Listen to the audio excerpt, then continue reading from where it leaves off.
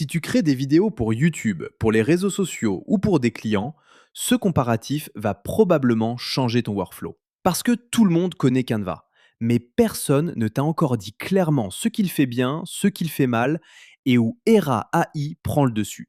C'est ce qu'on va faire ensemble aujourd'hui. Canva, c'est l'outil par défaut de millions de créateurs. C'est simple, c'est rapide, c'est gratuit, tout le monde l'a essayé.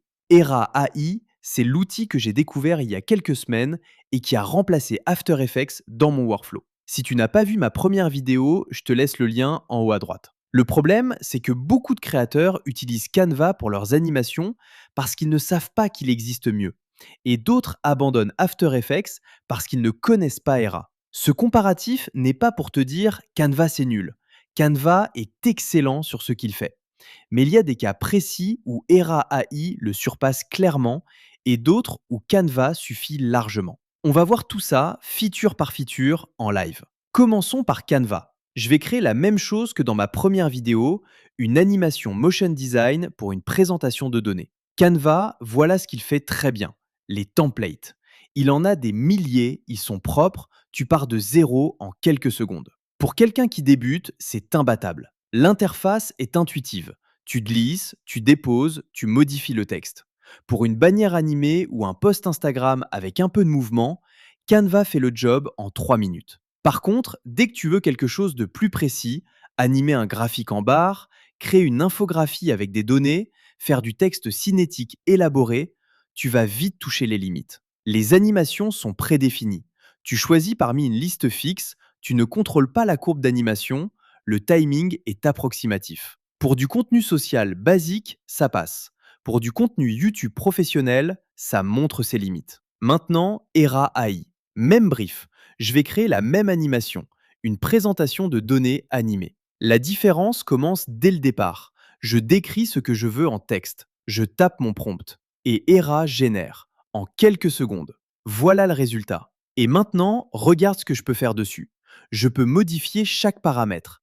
La courbe d'animation, le timing exact, le style de mouvement. Ce n'est pas un template figé, c'est une animation que je contrôle entièrement. Et le point crucial, Era exporte avec fond transparent. Tu glisses ça directement dans Premiere, DaVinci, CapCut, sans manipulation. Pour un créateur YouTube, c'est le workflow parfait. Canva peut aussi exporter en MP4, mais sans fond transparent sur le plan gratuit, et les options d'export avancées sont limitées. Maintenant, le comparatif complet. Et pour rester cohérent, j'ai créé ce tableau comparatif directement dans Era AI. Ce tableau résume tout. Canva gagne sur la prise en main et le volume de templates. Era AI gagne sur tout ce qui touche à la qualité et à la précision des animations. La question n'est pas lequel est meilleur, c'est lequel est fait pour ton usage. Voici mon verdict honnête après avoir utilisé les deux en conditions réelles. Reste sur Canva si tu fais du contenu social simple, post, stories, bannière avec un peu de mouvement. Tu débutes et tu veux apprendre sans friction. Tu n'as pas besoin d'animation dans tes vidéos YouTube, juste du design statique ou quasi statique. Passe à Era AI si tu crées des vidéos YouTube et tu veux des animations professionnelles en incrustation. Tu fais des infographies, des graphiques animés, des présentations de données. Tu veux remplacer After Effects sans courbe d'apprentissage de 6 mois. Tu veux un rendu qui ressemble à ce que font les grandes chaînes comme Vox ou Economics Explained. La réalité concrète, la plupart des créateurs sérieux finissent par utiliser les deux. Canva pour le design rapide de visuels statiques, Era pour les animations vidéo. Ils sont complémentaires plus que concurrents. On repart sur ce split screen du début. Gauche, Canva. Droite, Era AI. Tu vois maintenant pourquoi les deux animations ne sont pas au même niveau. Ce n'est pas une question d'outils meilleurs ou moins bons, c'est une question de ce que tu veux accomplir. Si tu veux essayer Era AI, le lien est dans la description. Il y a une version gratuite pour tester avant de payer quoi que ce soit. C'est ce que je recommande.